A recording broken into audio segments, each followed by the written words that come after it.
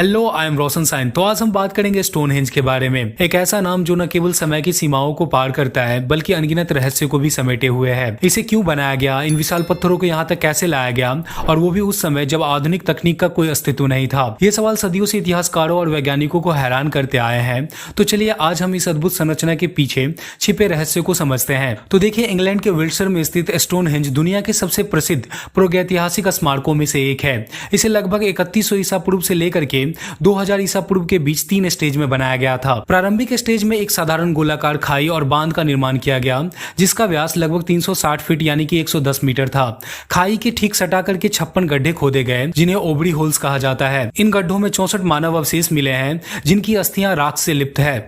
इसीलिए ऐसा माना जाता है कि यह स्थान धार्मिक अनुष्ठानों और दाह संस्कार के लिए इस्तेमाल किया जाता था। और स्टेज 1 में ही ब्लू स्टोन नामक पत्थर, जो वेल्स के प्रिंसले की पहाड़ियों से 240 किलोमीटर दूर से लाए गए थे, जो इस समय की सबसे बड़ी चुनौती रही होगी। पर सवाल यह है कि क्या उन्होंने ये कारनामा किसी उन्नत औजार से किया? तो इसका जवाब है नहीं।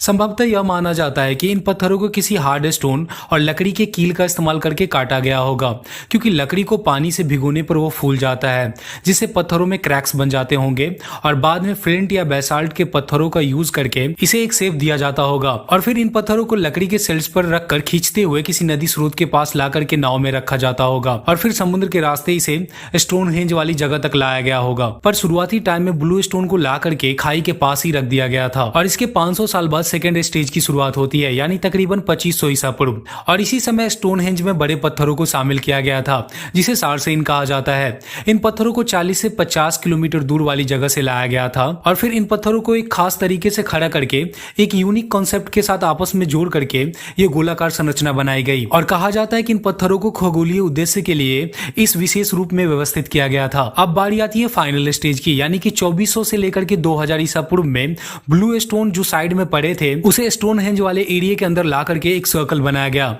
और बड़े स्टोन को भी नई जगह व्यवस्थित किया गया। माना जाता है कि ऐसा करने का उद्देश्य इसे और अधिक सटीक खगोलीय उपकरण में बदलना था। शायद पत्थरों की इस नई व्यवस्था के पीछे सूर्य, चंद्रमा और तारों के बीच के संबंध को समझने का उद्देश्य रहा होगा, जिनके आधार पर प्राचीन लोगों ने शायद एक प्रकार के कैलेंडर तैयार करने में इस संरचना का उपयोग किया होगा, जिससे यह पता चलता है कि प्राचीन समाज के लोग सूर्य, चंद्रमा की गतिविधियों को अपने धार्मिक अनुष्ठानों, कृषि और अपने जीवन में अधिक महत्व देते थे। पर अभी भी ये कहना मुश्किल है कि स्टोनहेंज एक पवित्र धार्मिक स्थल ही था, या एक कब्रिस्तान था, या फिर खगोलीय अनुसंधान केंद्र। आज तक इन सवालों का उत्तर वैज्ञानिकों और इतिहासकारों के पास भी नहीं है। और अगर आपको इस तरह की रोमांचक जानकारियां पसंद है तो हमारे चैनल को जरूर सब्सक्राइब करें। धन्यवाद।